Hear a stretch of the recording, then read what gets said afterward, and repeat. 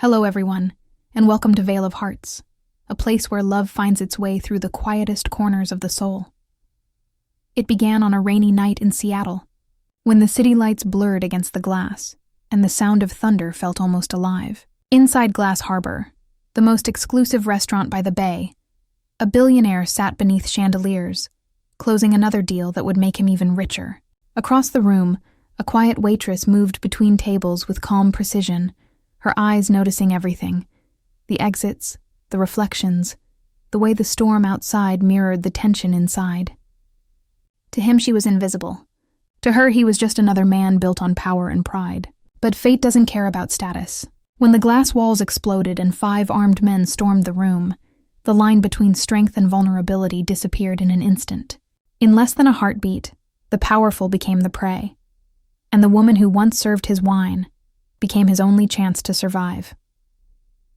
What followed wasn't just a fight for life, but the beginning of something neither of them could control. A man who'd forgotten how to feel met a woman who'd sworn never to feel again, and in the chaos, something began to burn between them, quiet, raw, undeniable. Because sometimes love doesn't come softly.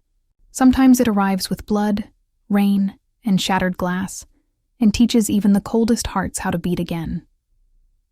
Seattle never truly slept. It simply shimmered beneath the rain. The city's heartbeat pulsed through the reflections of neon and glass, colors bleeding into puddles that rippled under the drizzle.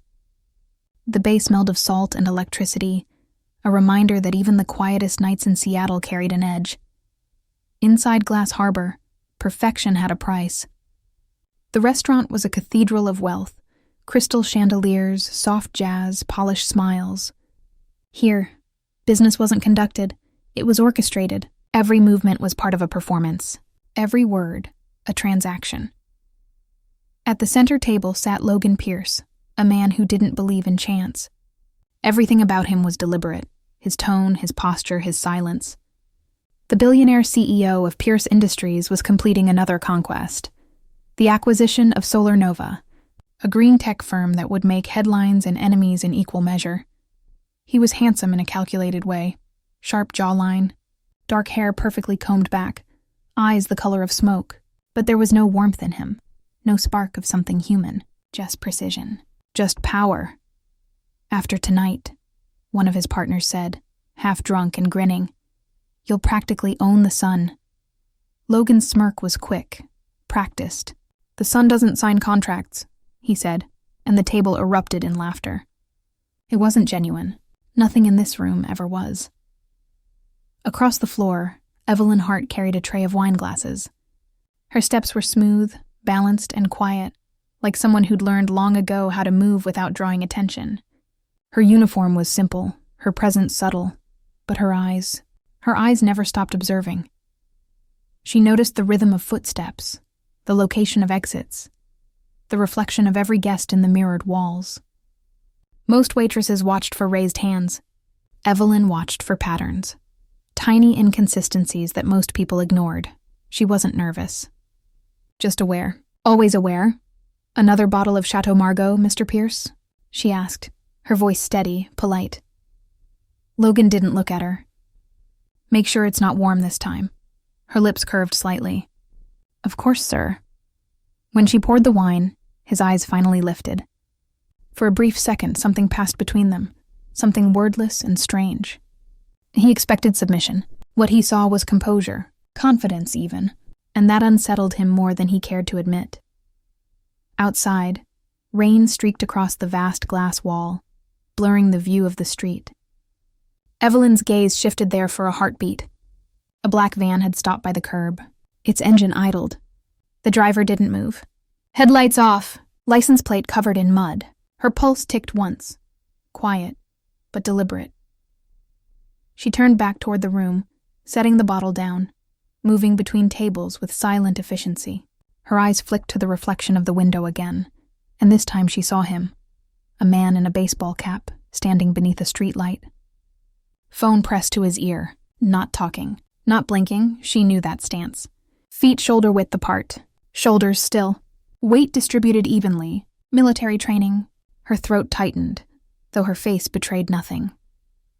Evelyn continued her route to the service counter, pretending to check an order slip while watching the scene unfold through the reflection in the wine cabinet. The van door cracked open. Just enough for movement, just enough for trouble. Her instincts stirred, the kind that had saved her life more times than she wanted to remember. At the bar, Nathan Cole, Logan's personal security chief, sat alone. He was a wall of muscle in a tailored suit, his expression unreadable. Yet he wasn't watching the entrances, he was watching his phone. That single detail was enough to make Evelyn's stomach twist. Something was wrong. She returned to Logan's table, setting the refilled glass beside him. His eyes flicked to her face, catching the faint crease in her brow. "Is there a problem?" he asked, voice low and clipped. "Not yet," she replied.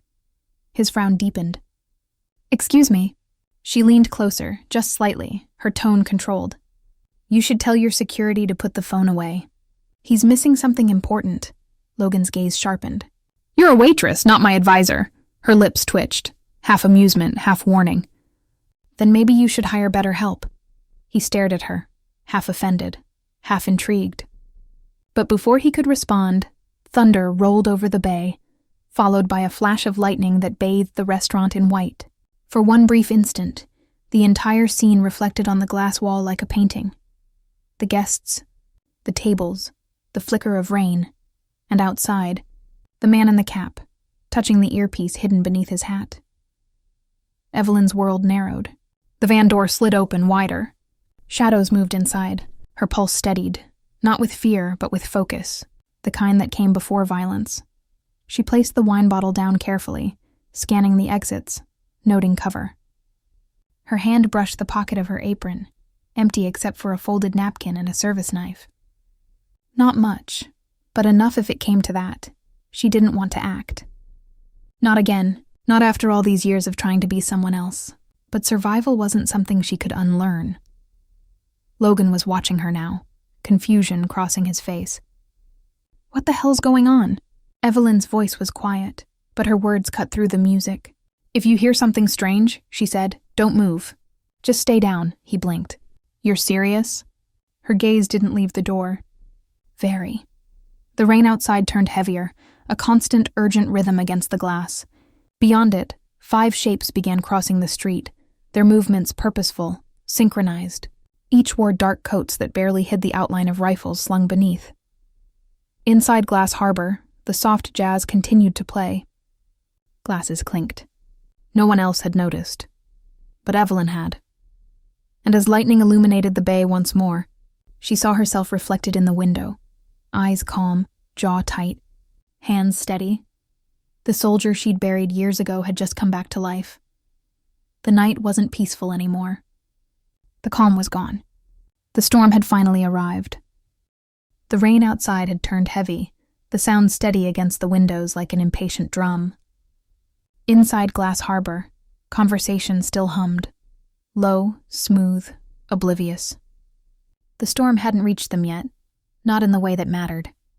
Evelyn Hart moved quietly between tables, every sense on edge. The black van outside hadn't left. The man in the baseball cap was still there, and Nathan Cole still hadn't looked up from his phone. It was all wrong. Something was coming. Logan Pierce was signing his final document of the evening, smiling faintly as the men around him toasted their success. "To Solar Nova," one of them said, raising his glass. Logan lifted his own. "To the future," he replied. The thunder rolled closer, and the windows shook just enough for Evelyn to feel it in her chest. Then the world broke. A sharp explosion of glass ripped through the room as the entire front window shattered inward. The sound was deafening. Screams followed instantly, high, panicked, human. Wind and rain burst into the dining hall as 5 men in dark coats stormed through the opening, rifles raised, faces masked. "Everyone down!" one shouted. Phones on the ground. Chaos swallowed the elegance. Tables toppled, glasses shattered, and the guests froze in disbelief before scrambling for cover. Logan's investors hit the floor, clutching briefcases like shields. Evelyn didn't freeze. She was already moving, low, deliberate, silent.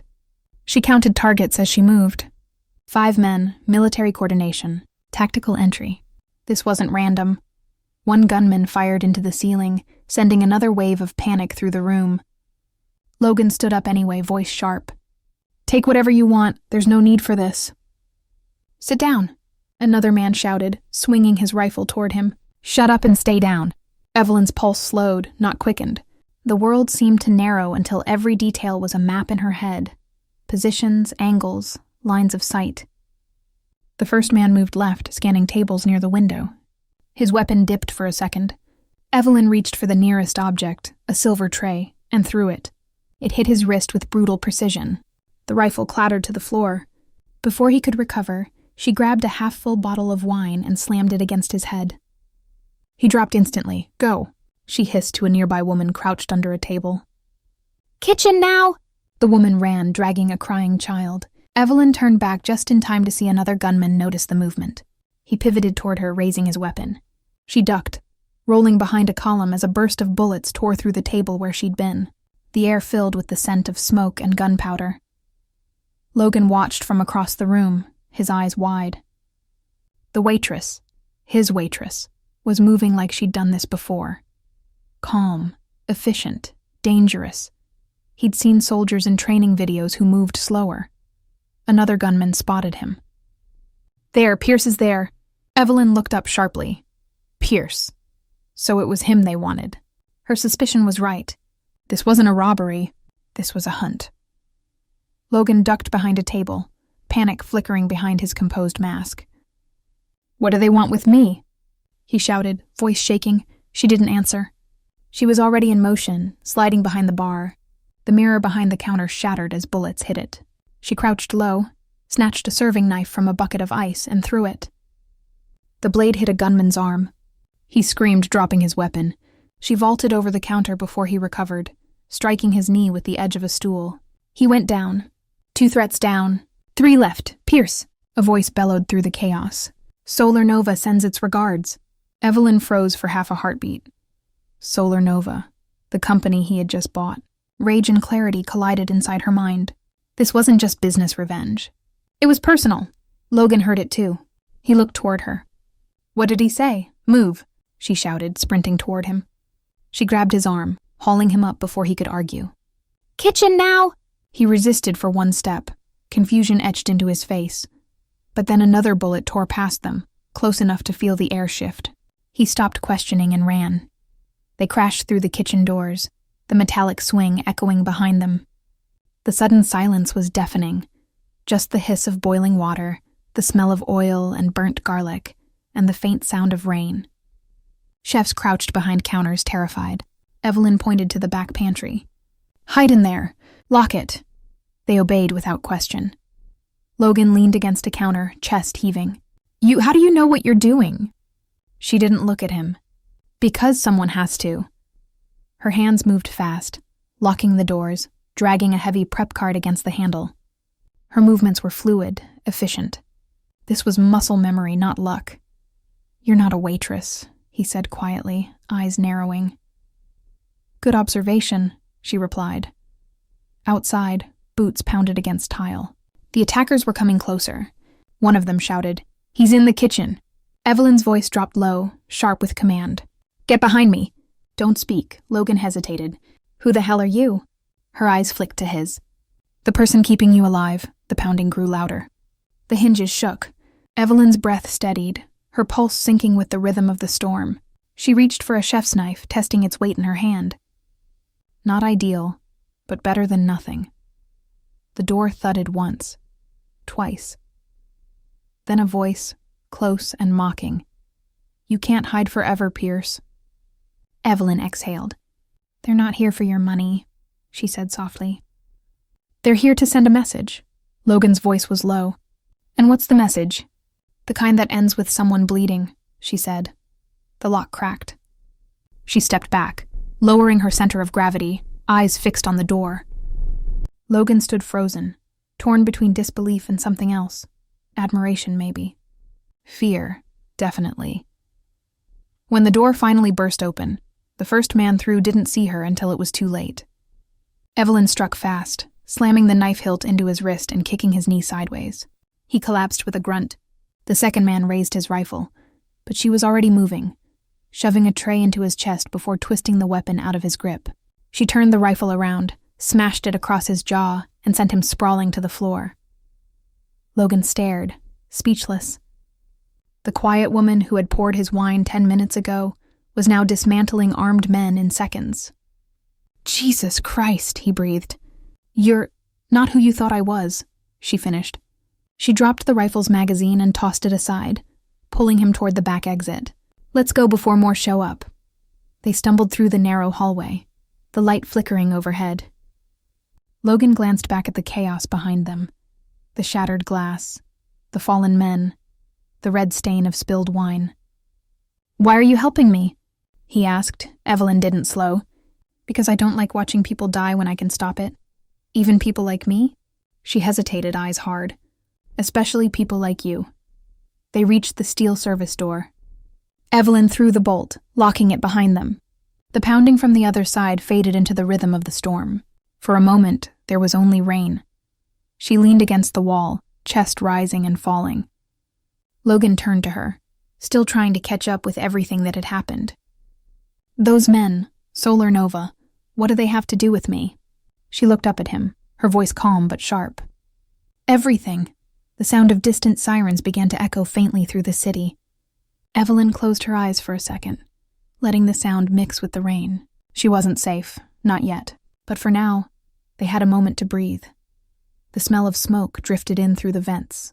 The night was still alive with danger, but for the first time, Logan Pierce wasn't thinking about power or profit. He was thinking about the woman who had just saved his life, and wondering how someone so quiet could hold the storm inside her hands.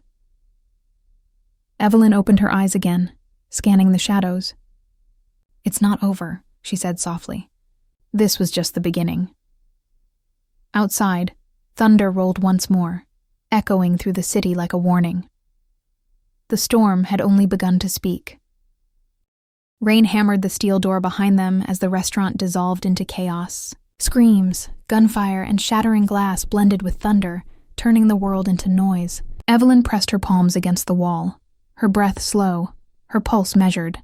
Across the kitchen, Logan leaned against a counter, drenched in confusion. His eyes searched hers like a man trying to anchor himself in a storm. "You knew they were coming," he said. "No," she replied, voice steady. "But I knew something would." The answer didn't comfort him. "Who are you?"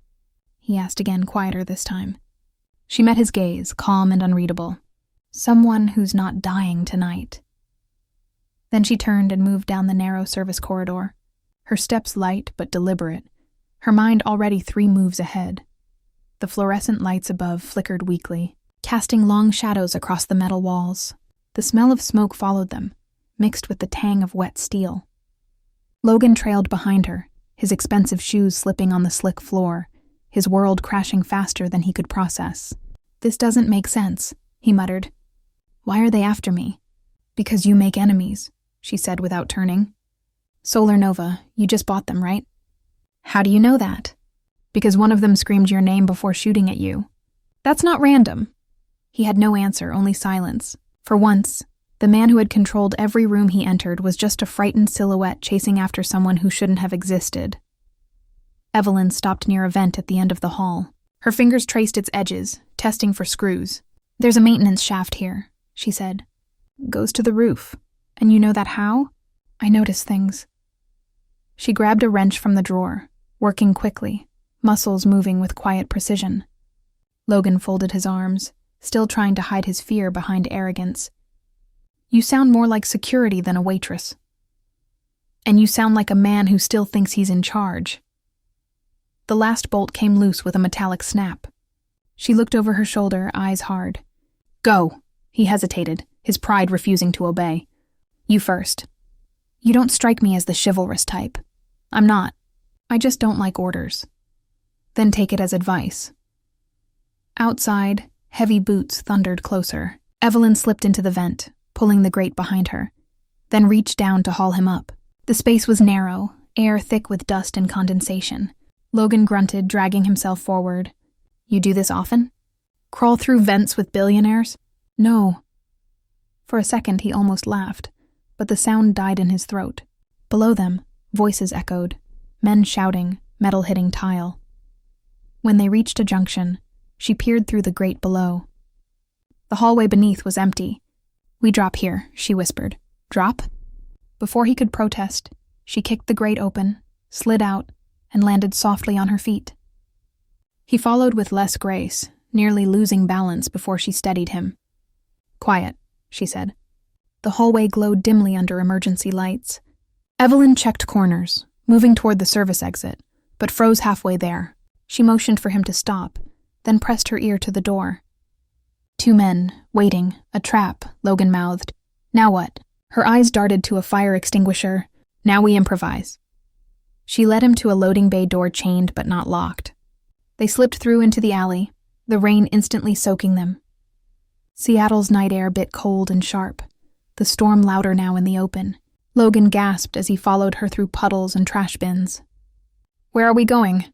"Somewhere they don't expect us to." "Which is?" "Away from you." He almost stopped at that, confusion mixing with disbelief, but the shout came before he could respond. "There." "Behind the alley!" And gunfire followed. Bullets sparked against metal as they ran. Evelyn grabbed his arm, yanking him behind a delivery truck. He was shaking, soaked, his voice raw. "You're calm for someone being shot at. I've had practice." Lightning lit her face for an instant, wet hair clinging to her cheeks, eyes steady, expression unreadable. "Who are you?" he asked again, breathless. She didn't answer, already pulling him toward a stairwell leading upward. They climbed fast, feet slipping on wet iron steps, thunder rolling overhead. When they reached the roof, the city stretched before them. Neon bleeding through fog, the bay shimmering like liquid glass. Evelyn's eyes scanned the skyline. "We can cross that building," she said, pointing. "It connects to an elevator that goes down to the docks." "You've thought this through." "I think fast." He studied her, rain dripping from his jaw. "You fight fast, too. You really expect me to believe you're just a waitress?" She met his gaze under the flickering lightning. "Believe whatever helps you sleep, Mr. Pierce." Gunfire cracked from below. "There, on the roof!" Bullets ripped through the air, sparking off metal. Evelyn ducked, pulling him down beside her. "Move!" she shouted. They sprinted across the slick rooftop, wind howling, rain blinding. Evelyn reached the edge, jumped, and landed on the next building with practiced ease. She turned, yelling, "Jump!" "You've got to be kidding me." "Do I look like I'm kidding?" He ran, pushed off the ledge, and hit the other side hard. She grabbed his wrist, steadying him as his momentum nearly threw him backward. For a second, their faces were close, breath mingling, rain between them like sparks. Something unspoken flickered there. Fear, adrenaline, maybe something else. But it vanished as fast as it came. She released him. "Keep moving." They ran again, crossing to the next rooftop, bullets chasing their heels until they found shelter behind a row of industrial vents. Evelyn crouched low, scanning for movement. Only rain, only silence. Logan slumped beside her, breathing heavily. "You saved my life, twice." She didn't look at him. "Don't make me regret it." He almost laughed, the sound half crazed. "You're good at scaring the hell out of me. That's probably why you're still alive." Her voice was soft now, but not cold, measured, real. Thunder cracked overhead. And for the first time since the night began, Evelyn let herself breathe. She leaned her head back against the vent, eyes closed, rain streaming down her face. The storm had calmed, but her pulse hadn't. Logan watched her in silence. The woman who had saved him from death and kept every secret locked behind steady eyes. "You're not just anyone," he said quietly. She opened her eyes but didn't answer. Below them, the city screamed with sirens and gunfire, but up here there was only rain, and the strange stillness that came after surviving. Evelyn didn't know if they'd make it out alive. She only knew she couldn't let him die. Not yet. She turned her gaze toward the horizon where lightning kissed the bay and whispered, "This isn't over." Logan followed her eyes. The storm reflected in both their faces, and for the first time he believed her. The rain never stopped. It only changed rhythm, like the city itself was breathing through the storm. From their place behind the vents, Evelyn listened to the sounds below, the distant sirens, the shouting, the heavy boots moving closer again. The calm she'd found on the rooftop was already fading. The hunters weren't done. She glanced at Logan. He looked exhausted, his soaked shirt clinging to his frame, his chest rising and falling in quick, uneven breaths. For a man who lived behind glass towers and boardrooms, survival looked foreign on him. Yet there was something raw in his eyes now. Fear, yes, but also resolve. He wasn't broken yet. "We can't stay up here," she said quietly. "They'll sweep the roofs next. Then where?" She looked toward a ventilation shaft nearby, the metal slick and glinting under the lightning. "Through there. It'll lead us across the next building." He gave her a look that was half disbelief, half surrender. "Another vent? You're kidding." She didn't answer. She was already climbing. The metal groaned beneath their weight as they crawled through the narrow shaft. It was dark, the only light flashing in through the slits of the vent whenever lightning split the sky. Rain drummed above them like a heartbeat, steady, relentless. The air was hot, thick with the smell of rust and oil. Logan struggled behind her, muttering curses under his breath. "You sure this thing won't collapse?" "Not before we do," she said. He tried to laugh, but it came out shaky. "That's comforting." When he started to slow, she turned her head just enough to catch his eyes in the dim light. "Logan, look at me, breathe!" "I'm breathing," he said through gritted teeth. "Not like that. Slow. In through your nose, out through your mouth." Her tone softened, almost gentle. "You're fine. Just focus on my voice," he did. Somehow, between the thunder and the metallic echo of their movements, her voice steadied him. For the first time that night, he realized how calm she truly was. Like the chaos belonged to her. Like she had lived in storms before. They reached the end of the shaft and pushed through the vent cover, emerging into the open air. The rain hit them like cold glass. Wind whipped across the rooftop, sending water streaming off the edges. Evelyn climbed out first, then offered him a hand. He hesitated before taking it, his fingers cold against hers. For a moment, they just stood there.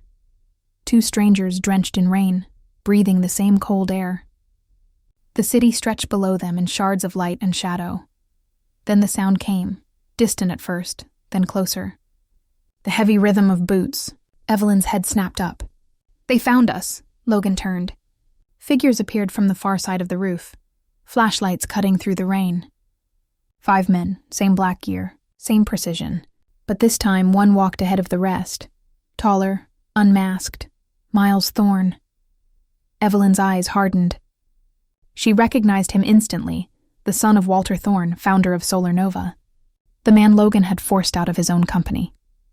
Miles shouted through the storm, his voice slicing through the wind. "Pierce, you took everything from my father. Tonight we take it back." Logan froze, disbelief flashing across his face. "Walter's son? This is insane. Your father agreed to the sale." Miles raised his rifle. "My father's dead because of you." The first shot rang out and chaos erupted again. Evelyn pulled Logan down behind a ventilation unit, bullets sparking against metal. "Stay low," she shouted, grabbing a steel rod from the ground. The storm howled as she moved like lightning, weaving through puddles, using the shadows and the noise to her advantage. Miles's men fanned out, their movements crisp and coordinated, but she was faster. She swung the rod at one, knocking him off balance, then slammed her elbow into another's throat. Logan crawled forward, grabbed a loose cable, and swung it at a third man, surprising even himself when it connected.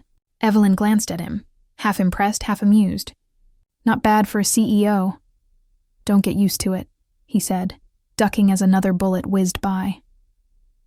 The rooftop had become a maze of chaos, flashing lights, rain, shouts, and metal clanging underfoot.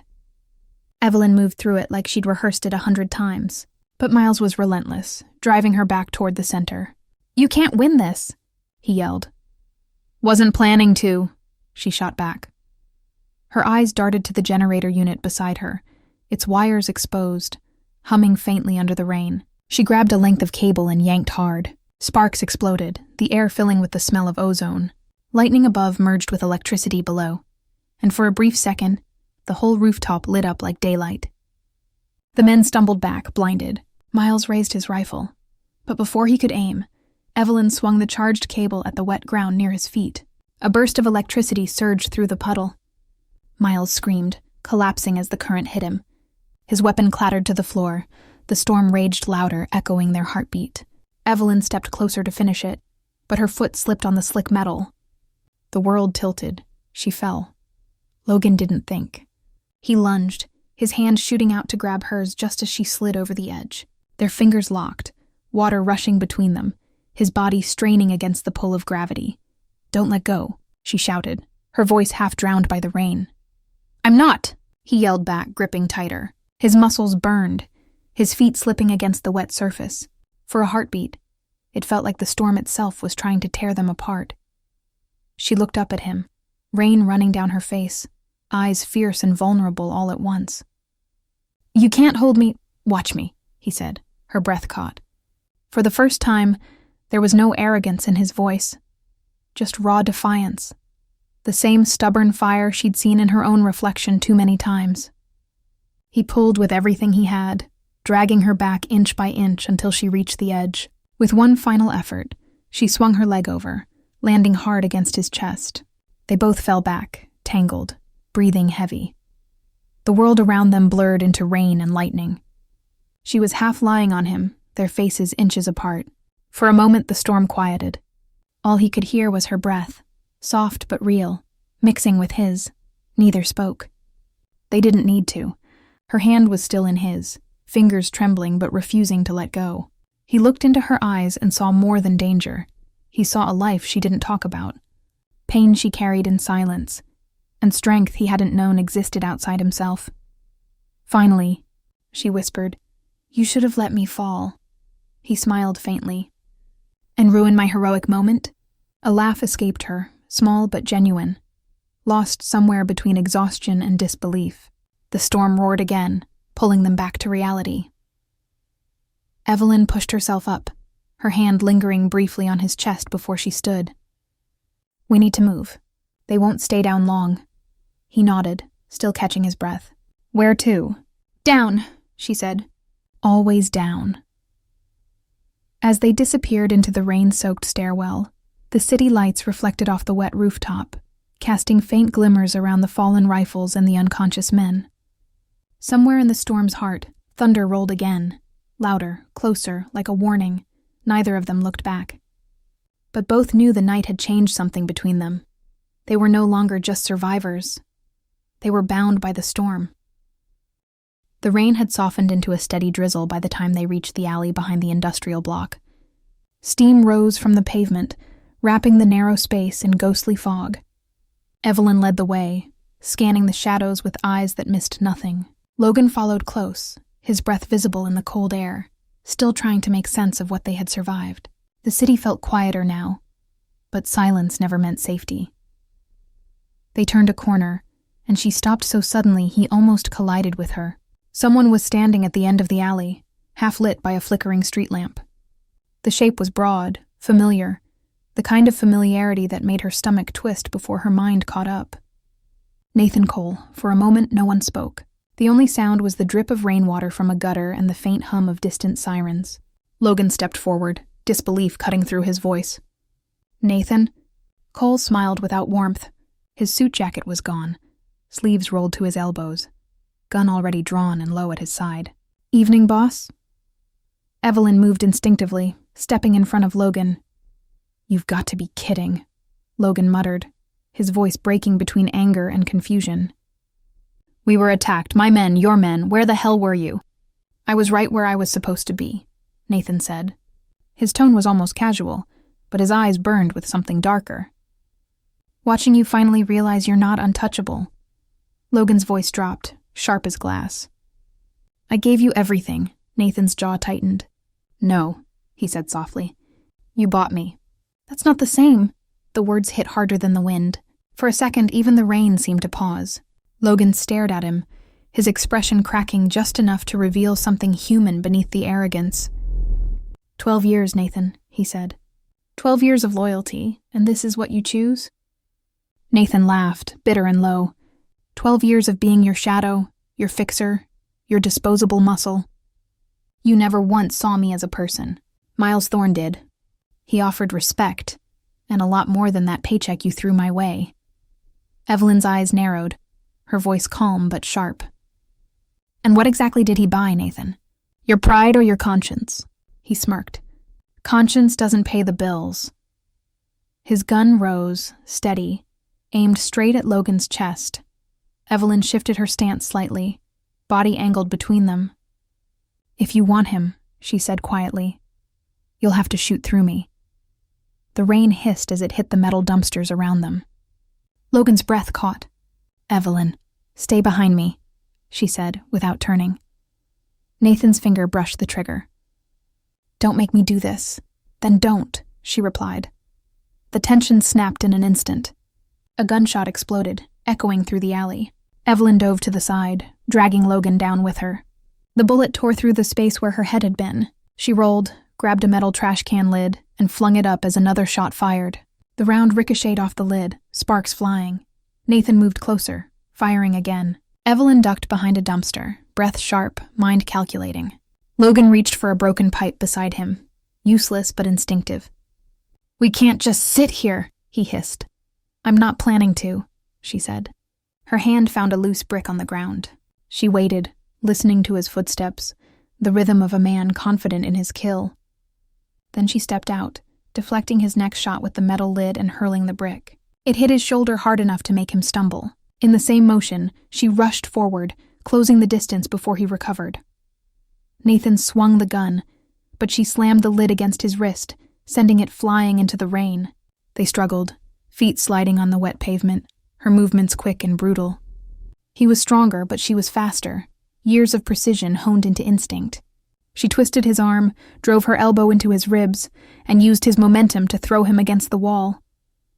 The impact knocked the wind out of him, but not his anger.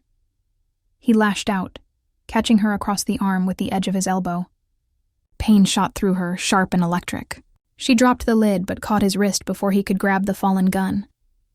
You don't have to do this, she shouted, his eyes flashed. You don't know what he took from me. I know what you're about to lose. With one final surge, she pushed him back, spun low, and kicked the gun toward Logan. He caught it, awkwardly, but enough. Nathan froze, realizing his position had flipped. For a moment, all three stood still. Rain fell between them like a curtain. End it, Nathan said, his voice raw. Go on, boss. Isn't that what you do? Finish what you start? Logan held the gun steady, but his hands trembled. Years of ruthless deals hadn't prepared him for this kind of reckoning. Evelyn watched him, the weight of the decision reflected in her eyes. Finally, Logan lowered the weapon. No, I'm done buying blood. Nathan's expression flickered. Confusion, maybe regret, but it was too late. Evelyn moved forward, kicked the weapon from his reach, and struck once more, clean and final. He fell to his knees, gasping as she twisted his arm behind his back and pinned him down. The fight was over. Rain poured harder, washing blood and mud into the gutters. Evelyn's left hand trembled. When she looked down, she saw the gash across her forearm, deep and bleeding. She pressed it instinctively, her breath sharp. Logan was beside her in an instant, slipping an arm under hers. You're hurt, he said. I've been worse, she murmured, but the pain in her voice betrayed her calm. He tore a strip from his sleeve and wrapped it around her arm, his fingers steady despite the tremor in them. Their eyes met again. No words, no masks. Just the raw truth of two people who'd nearly lost everything. For the first time, Logan's voice softened. You didn't have to protect me. She looked at him, rainwater glistening on her lashes. Maybe I did. In the distance, the wail of sirens grew louder, echoing through the wet streets. Blue and red lights flickered faintly at the end of the alley. Nathan lay still, unconscious but alive. Evelyn leaned against the wall, exhaustion creeping in. Logan stayed close, his arm still supporting her weight. The storm had finally broken, but the night hadn't ended. The truth never did. Not in a city built on secrets.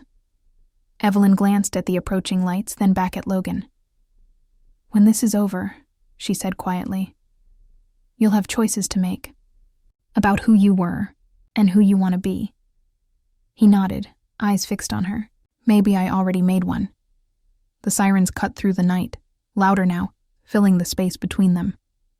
Evelyn closed her eyes, letting the sound fade into the rhythm of her heartbeat and the soft hiss of the rain.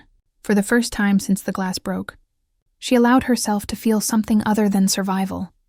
Somewhere deep inside the storm, she realized she wasn't just protecting him anymore. He was the one holding her steady. The night finally gave way to dawn. The storm had passed, leaving the city washed clean, quiet, and fragile. Sirens faded into the hum of early traffic, and for the first time in hours, Seattle breathed again.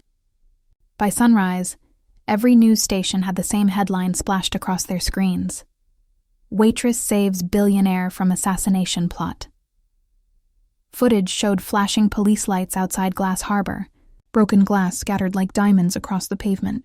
The reporters spoke in tones of awe and disbelief.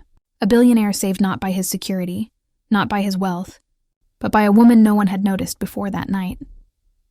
Logan Pierce stood in front of the hospital cameras, looking nothing like the man who once ruled boardrooms. His arm was bandaged, his suit replaced by a plain gray shirt, and his voice was quieter, steadier. When a reporter asked who she was, the woman who risked everything, he answered simply, "Her name is Evelyn Hart, and she saved more than my life." He didn't elaborate. He didn't need to. The look in his eyes told the rest. Inside the hospital, sunlight spilled through the blinds, soft and pale. Evelyn lay in a private recovery room, her left arm wrapped in gauze, IV lines running to her wrist. She hated hospitals, the stillness, the smell, the waiting, but for once she allowed herself to rest.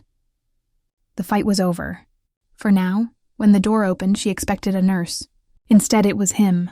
Logan stood awkwardly in the doorway, holding 2 cups of coffee. "I wasn't sure how you take it," he said, "so I brought both." She raised an eyebrow. "You think coffee fixes everything?" "It's worked for every problem I couldn't buy my way out of." That earned a small smile. He walked closer, setting the cups down. "How's the arm?" "Hurts less than your ego, probably." He chuckled quietly, then sat in the chair beside her bed. The silence that followed wasn't uncomfortable, just full of things neither knew how to say. Finally, he spoke. "I keep replaying it.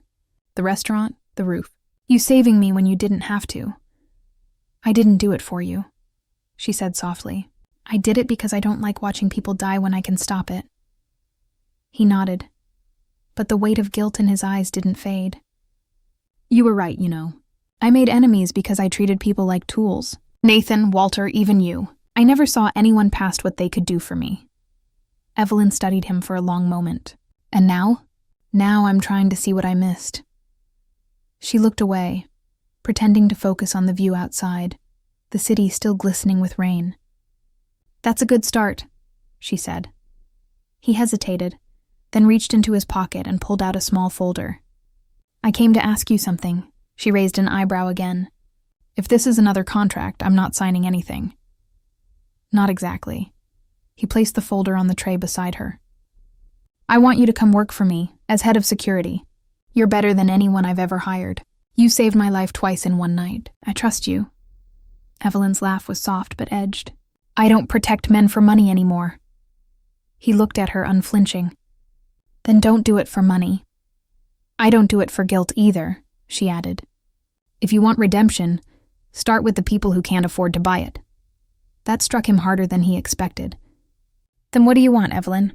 She thought for a moment. "Pay the restaurant staff. Every one of them. The place will close for repairs after what happened, and they'll lose their jobs. You can fix that." He blinked, surprised by the simplicity of it. "That's it?" "That's enough." He nodded slowly. "Done." They sat in silence again, the sound of the rain outside softer now, almost kind. Evelyn looked down at her bandaged arm. "You know, you're not bad when you're not pretending to be invincible." "And you're not as cold as you pretend to be," he said. She smiled faintly. "Don't get used to it." A nurse entered briefly to check her vitals, breaking the moment. When the room fell quiet again, Logan stood. "I'll make sure everything's handled." Thank you, Evelyn." "For everything." She didn't reply, just nodded once. He left quietly, the echo of his footsteps fading down the hallway. Days turned into weeks. The story drifted from headlines to memory, but something about it lingered, a strange, quiet fascination. Logan Pierce stopped showing up in business magazines and started showing up in community reports. He announced the creation of the Solar Nova Foundation, a nonprofit dedicated to funding small businesses and rebuilding the communities his empire once exploited. The press called it a rebrand, but those who knew him saw something different. He wasn't performing. He was trying. Evelyn, meanwhile, disappeared from the city entirely. No press, no farewell. One morning, she simply checked out of the hospital and vanished into the rain. Months later, on the Oregon coast, the ocean stretched endless and gray beneath a pale winter sky. A small cottage stood on the dunes, its windows glowing warm against the cold. Evelyn sat by the open porch, the wind playing with her hair, a mug of coffee cooling beside her. The sea was loud, alive, and for once she didn't mind the noise. In her hands was a letter, creased from rereading, written in a handwriting she recognized instantly.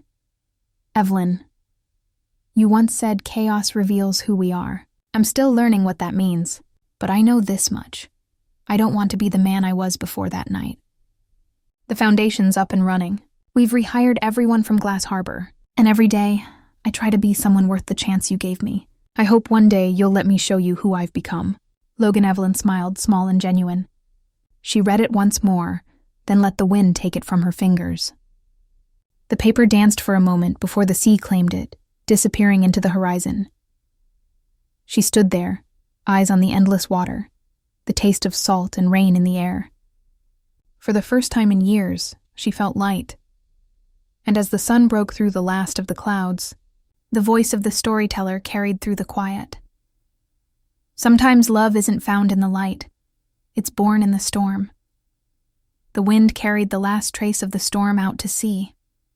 Evelyn watched the waves crash and fade, each one softer than the last, as if the ocean itself was learning how to let go. Behind her, the horizon blushed with morning light. Somewhere far away, in a city no longer drowning in rain, a man was keeping his promise. She smiled faintly, the kind that comes from peace rather than joy. For the first time in a long time, the world felt quiet enough to believe in second chances. Hello, everyone. Thank you for listening to Veil of Hearts, After the Fire. Stories like this remind us that love isn't always born in perfect moments, but in the chaos that tests who we truly are. If this story touched you, even for a heartbeat, please leave a comment, share your thoughts, and support the channel with a like or follow. It helps more stories find their way to you. Until next time, remember, sometimes the storm doesn't destroy us. It reveals who we were meant to be.